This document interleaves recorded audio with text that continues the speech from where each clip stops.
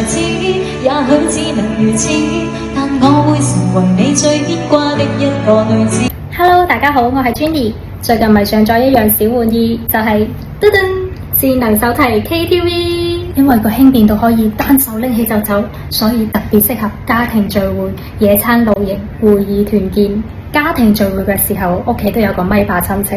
係啦，嗰個就係我啦。除咗咪霸之外，我仲係一個電視迷。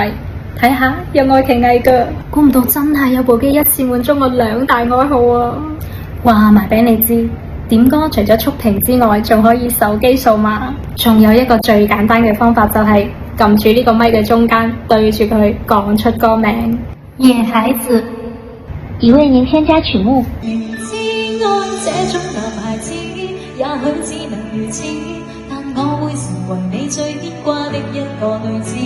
呢個咪咁方便，梗係唔單止淨係我唱啦，屋企嘅老人家同埋小朋友都可以輕鬆點歌啊！用完之後直接放落去充電，去露營嘅時候佢仲可以做一個應急充電寶，會議團建插上高清線，直接穩定投屏。一款集咁多優點嘅智能手提 KTV 推薦俾你哋。